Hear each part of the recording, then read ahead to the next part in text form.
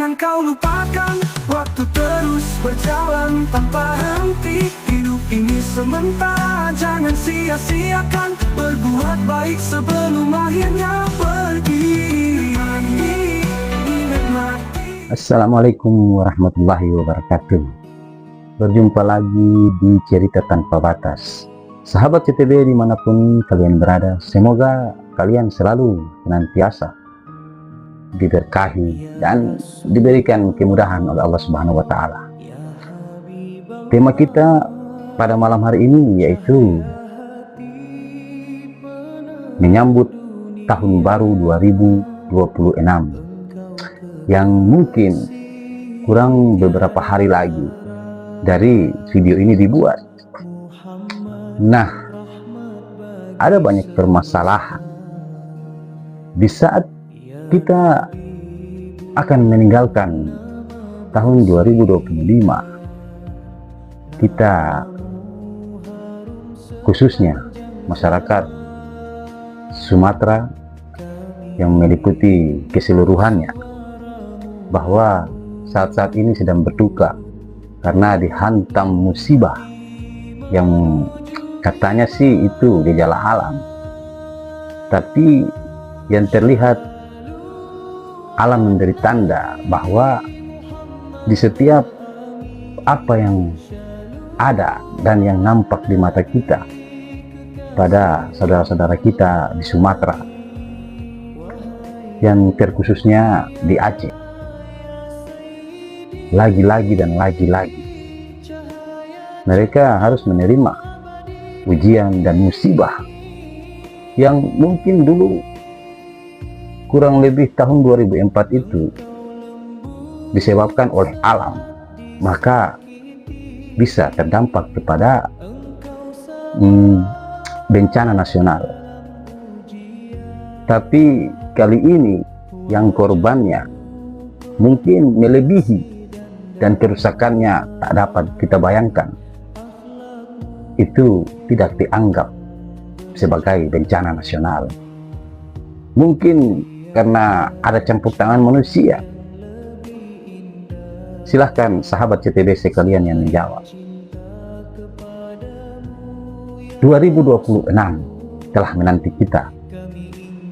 Sekiranya apa yang kita sudah persiapkan saat ini di zaman yang serba canggih dan teknologi yang luar biasa? Kita masih bisa dibodoh-bodohi. Contohnya kasus di Afrika, ya terkhususnya negara Ghana. Ada seorang manusia yang mengaku-ngaku sebagai seorang nabi.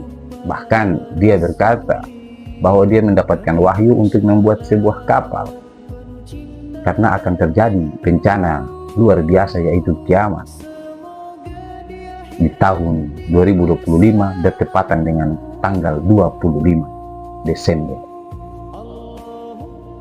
Yang lucunya, masyarakat di situ percaya dan berita itu menjadi viral, bahkan sampai ke mancanegara.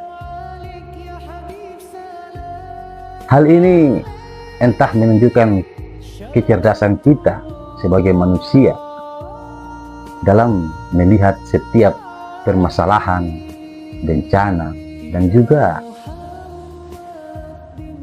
menelan informasi-informasi yang beredar di sosial media itu sangat cepat, tanpa kita memilah mana yang benar, mana yang tidak, mana yang baik, dan mana yang buruk. Seperti di negara Konoha ini, di mana ketika ada orang yang berbuat baik, yang membantu saudara-saudara kita di Sumatera dengan memberikan berbagai macam bantuan, logistik, pakaian, dan sebagainya. Ada anggota DPR yang mengatakan bahwa pemerintah sudah melakukan segala sesuatu itu lebih banyak, bahkan melebihi daripada apa yang telah diberikan. Nah, itulah kita, negara Konoha ini. Di penghujung tahun 2025 ini, banyak hal sudah terjadi yang kita lihat, bahkan banyak yang saling berlomba-lomba bukan untuk membuat kebaikan, tapi untuk saling menjatuhkan, di mana sekiranya ada yang ingin berbuat baik kepada seseorang, pasti dianggap pencitraan. Dan yang membiarkan orang terlantar dan bahkan bisa mati kelaparan, itu dianggap proses untuk memajukan negara dan bangsa kita. Sungguh miris apa yang terjadi di negara kita ini. Tapi itulah yang terjadi. Seakan-akan kita sebagai masyarakat ini hanyalah boneka yang dipermainkan ketika saat menjelang pemilu. Dan setelah itu, apa yang mereka janjikan dan apa yang mereka ucapkan pada saat janji-janji kampanye itu, mereka lupakan itu saja. 2026 menanti kita. Apakah kita mau hidup terus-terusan dalam belenggu kehidupan ini? Marilah sama-sama kita mengintrospeksi diri, berubah cara pandang kita, sebagaimana kita ingin sesuatu yang terbaik. Karena sesungguhnya kalau kita ingin pemimpin kita itu baik, maka bermula daripada kita sebagai rakyat, berperilaku baik, tidak mau disogok, dan berbuatlah sesama masyarakat, saling tolong-menolong, membantu dalam segala aspek kehidupan. Maka kalau itu kita lakukan, sesungguhnya pemimpin yang akan kita peroleh akan baik sesuai dengan apa yang kita inginkan. Tetapi yang terjadi saat ini, bahkan sudah berjalan berpuluh-puluh tahun lamanya, kita dihadapkan dengan problema hal itu. Sebagaimana yang kita lihat saat ini, kita mengharapkan pemimpin yang baik, yang bisa merubah negara ini, yang bisa merubah daerah kita, yang bisa merubah provinsi kita. Tapi kenyataannya, perilaku kita, ada kadang banyak yang mencari harta, rizki, rahmat, memberi makan keluarganya dengan uang haram, hasil berjudi, merampok, menipu, menggibah, semuanya. Lalu kita berharap bahwa kita akan mendapat pemimpin yang baik. Kita mau dibeli suaranya pada saat pemilu. Lalu kita mengharap mereka memperhatikan kita. Wow, jangan berharap demikian, saudaraku. Karena prinsip mereka, suara kita telah dibeli dan dibayar. Maka tidak ada salahnya ketika mereka duduk di jabatan yang kita berikan, yang kita amanatkan, mereka mencari pulang modal. Itulah kehidupan yang terjadi saat ini. Bahkan sudah berjalan berpuluh-puluh tahun. Yang senang hanya segelintir orang, tapi yang lain sengsara, menderita tanpa ada yang memperhatikan. Inilah cerita kita di Cerita Tanpa Batas.